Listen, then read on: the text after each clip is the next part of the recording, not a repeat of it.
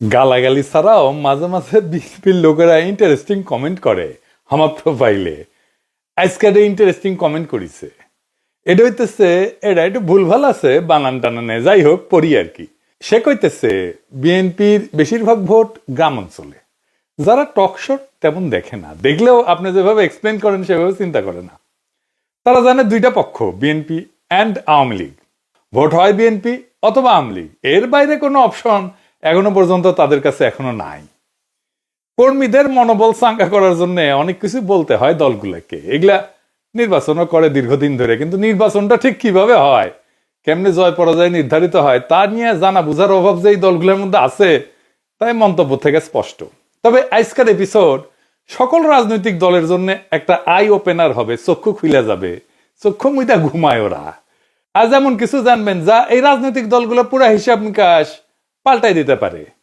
আমি এই কাজটা হাসিনা পর থেকে করতেছি, আজ যা দেখাবো তাই তো স্যাম্পল, ভাইবেন না আমি নির্বাচন নিয়ে সকল গুড় তত্ত্ব কইয়া দিতেছি। আজকে খুবই সামান্য কব, নির্বাচনে আসল খেলা পরে শুরু হবে, টের পাইবেন। আজ শুধু হালকার উপরে ঝাকসা দেখাবো, কোন এক্সটেন্টে এই কাজ যাইতে পারে সেটা বুঝতে পারবেন। আসেন আল্লাহর নামে শুরু করি। আপনারা জানেন কি যে সিলেট সদরে যেই দল জিতে সে দল সরকার গঠন করে। সবাই কইতো সিলেট এক আসনে জাদুর প্রদীপ আছে, এই জন্য রাজনৈতিক দলগুলো সিলেট এক আসন থেকে নির্বাচনী প্রচার শুরু করে। কথাটা অবশ্য পুরাপুরি সত্য না, কারণ 1986 সালে এইখানে হুমায়ুন রশিদ চৌধুরী জিতেছিল স্বতন্ত্র প্রার্থী হিসাবে। তো স্বতন্ত্র প্রার্থী তো সরকার গঠন করে না। যাই হোক, তবে বাংলাদেশের মাত্র কয়েকটা আসন, মাত্র কয়েকটা 85টা আসন, এই আসনে আপনি সংখ্যাগরিষ্ঠতা পাইলে আপনি সরকার গঠন করতে পারবেন, গ্যারান্টেড।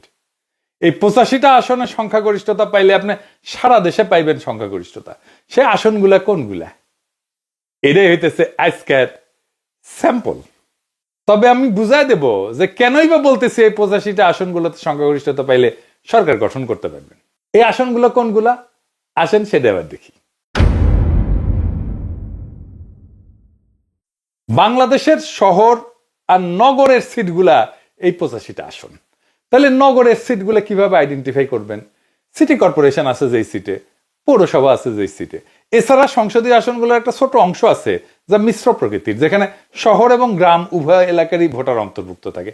এদেরও নাগরিক ভোটারদের মতো ক্যারেক্টার থাকে, শহর বা নগরের আসনগুলোর মতো এগুলো আচরণ করে। এই মিশ্র আসনগুলোকে যুক্ত করলে আমরা বাংলাদেশের নগরায়নের একটা পূর্ণ চিত্র কিন্তু পাবো। আমি 3টা ভাগের তালিকাটা উপস্থাপন করতেছি। 1 নাম্বার, এডিটর সাহেব পাশে লিখে দেন, পূর্ণাঙ্গ নগর আসন, যেগুলো মূলত সিটি কর্পোরেশন এলাকা নিয়ে গঠিত। 2 নাম্বার, পৌরসভা কেন্দ্রিক আসন, যেগুলো মূলত জেলা শহরের পৌরসভা নিয়ে গঠিত। 3 নাম্বার, মিশ্র প্রকৃতির আসন, যেখানে উল্লেখযোগ্য শহর বা পৌর এলাকা থাকলেও একটা বড় অংশ গ্রাম নিয়ে গঠিত। তাইলে আমরা আসনগুলো এবার একটু বুঝে দেখি কোনটা কোনটা। 1 নাম্বার, পূর্ণাঙ্গ নগর আসন, যেগুলো সিটি কর্পোরেশন ভিত্তিক। এই আসনগুলো প্রায় সম্পূর্ণভাবে সিটি কর্পোরেশন এলাকার মধ্যে অবস্থিত। ঢাকা বিভাগে যেমন ধরেন ঢাকা 4, ঢাকা 5, ঢাকা 6, ঢাকা 7, ঢাকা 8, ঢাকা 9, ঢাকা 10, ঢাকা 11, ঢাকা 12, ঢাকা 13, ঢাকা 14, ঢাকা 15, ঢাকা 16, ঢাকা 17, ঢাকা 18, গাজীপুর 2, নারায়ণগঞ্জ 5। এইগুলো হইতেছে ঢাকা বিভাগের সিটি কর্পোরেশনের আসন।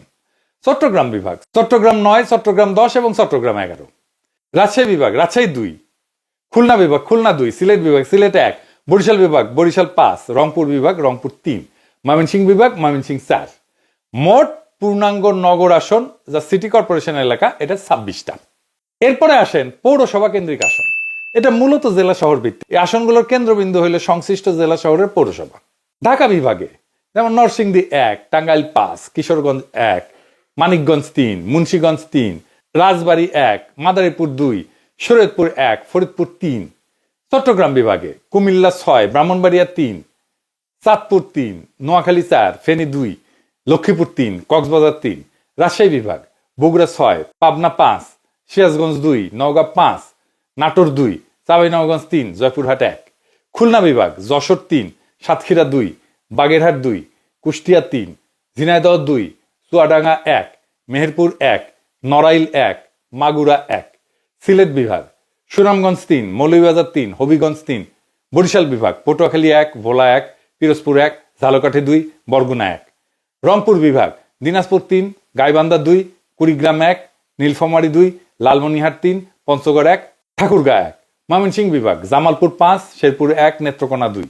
মোট পৌরসভা কেন্দ্রিক আসন 50টা। মিশ্র প্রকৃতির আসন এটা খুব বেশি না, শহর এবং গ্রামের সমন্বয়। এই আসনগুলোতে গুরুত্বপূর্ণ পৌরসভা বা শহর এলাকা থাকলেও একটা বড় অংশ থাকে গ্রামীণ এলাকা নিয়ে গঠিত। ঢাকা বিভাগে যেমন ধরেন গাজীপুর 1 যেটা, এটা কালিয়াকৈর পৌরসভা এবং গ্রামীণ এলাকা নিয়ে গঠিত।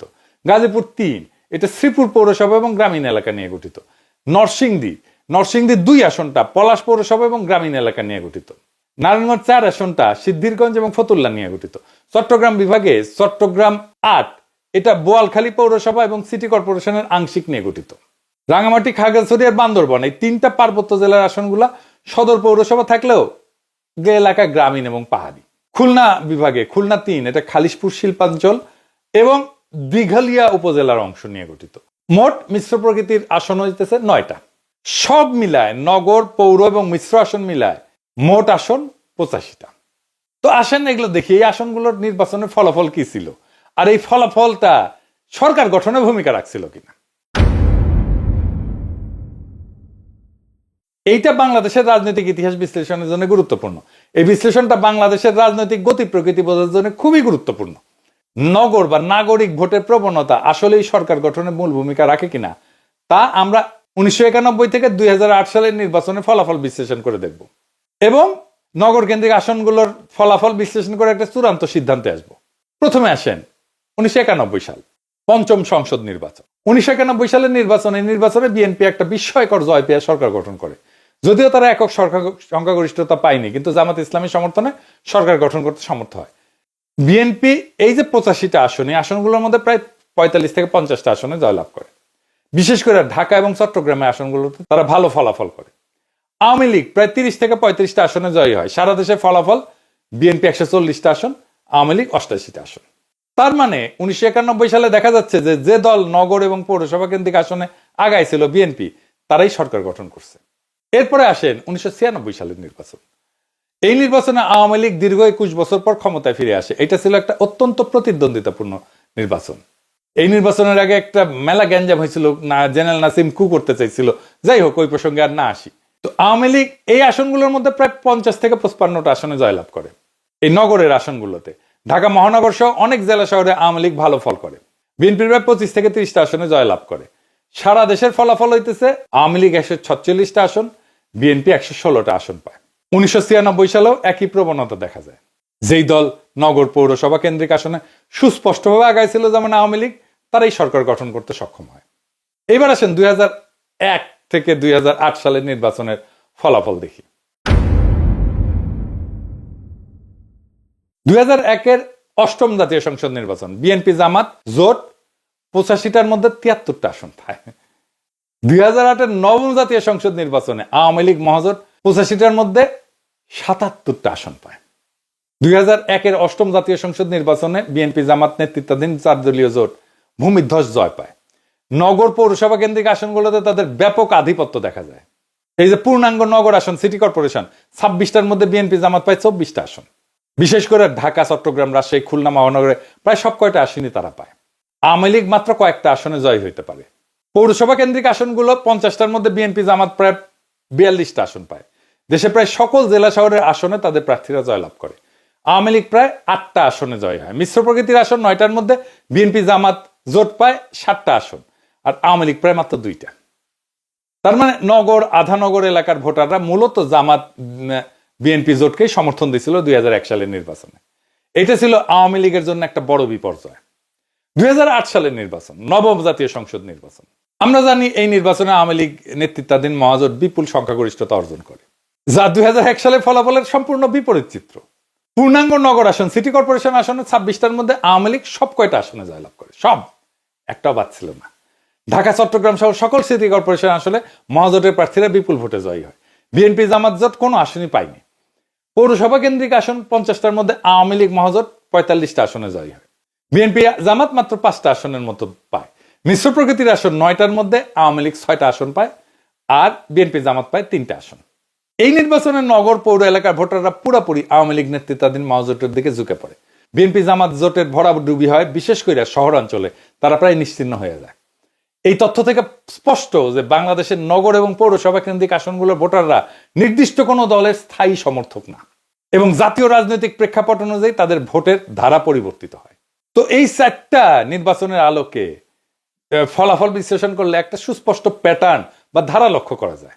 এটির শেষে পাশে একটা টেবিল করে নির্বাচনের বছর, নগর আসনে বিজয়ী সরকার গঠনকারী দল এবং নগর আসনের ভূমিকা। 1991 নগর আসনে বিজয়ী বিএনপি, সরকার গঠনকারী দল বিএনপি। নগর আসনের ভূমিকা কি?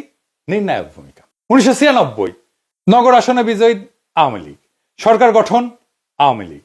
নগর আসনগুলোর ভূমিকা নির্ণায়ক। 2001 নগর আসনে বিজয়ী বিএনপি জামাত, সরকার গঠন করে বিএনপি জামাত, নগর আসনের ভূমিকা নির্ণায়ক। 2008 নগর আসনে বিজয়ী আওয়ামী লীগ, সরকার গঠন করে আওয়ামী লীগ মহাজোট, এবং নগরের আসনগুলোর ভূমিকা নির্ণায়ক। এই 4টা অবাধ এবং প্রতিদ্বন্দ্বিতাপূর্ণ নির্বাচনের ফলাফল বিশ্লেষণ করে এটা সুস্পষ্টভাবে প্রতীয়মান হয় যে যে দল বা জোট বাংলাদেশের নগর বা পৌরসভা কেন্দ্রিক আসনগুলোতে আগায় থাকে তারাই সরকার গঠন করে। এরাই মূলত সুইং ভোটার। এই আসনগুলো কোনো দলের একচেটিয়া না। এর কারণ কি হইতে পারে? এর কয়েকটা সম্ভাব্য কারণ হইতে পারে। 1 নম্বর হইতেছে জাতীয় ইস্যুতে সংবেদনশীলতা। শহরের ভোটাররা জাতীয় পর্যায়ের রাজনৈতিক অর্থনৈতিক ইস্যুতে বেশি সচেতন এবং সংবেদনশীল হন। তাদের ভোট জাতীয় প্রবণতার একটা শক্তিশালী নির্দেশক হিসেবে কাজ করে। 2 নম্বর মিডিয়ার প্রভাব। গণমাধ্যম, সামাজিক যোগাযোগ মাধ্যমের প্রভাব শহরাঞ্চলে বেশি, যা জনমত গঠনে গুরুত্বপূর্ণ ভূমিকা রাখে। 3 নম্বর হচ্ছে সুইং ভোটার। গ্রামীণ এলাকার চেয়ে শহরাঞ্চলে সুইং ভোটার বা দোদুল্যমান ভোটারের সংখ্যা বেশি। এই ভোটারেরা নির্দিষ্ট কোনো দলের প্রতি অনুগত না থেকে পরিস্থিতি অনুযায়ী ভোট দেন, যা নির্বাচনের ফলাফল নির্ধারণে ভূমিকা রাখে। আরেকটা বিষয় হইতেছে যে এই শহরে যারা থাকে তাদের সাথে গ্রামের একটা যোগাযোগ থাকে।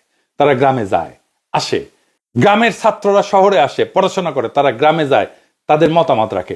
এইভাবেই গ্রামের উপরে শহরের একটা ভূমিকা পড়ে। আরেকটা কারণ হচ্ছে গ্রামীণ ভোটাররা স্থায়ী, কিন্তু নগরের ভোটাররা স্থায়ী না। তাই নগরের ডেমোগ্রাফি প্রতিনিয়ত পরিবর্তিত হয়।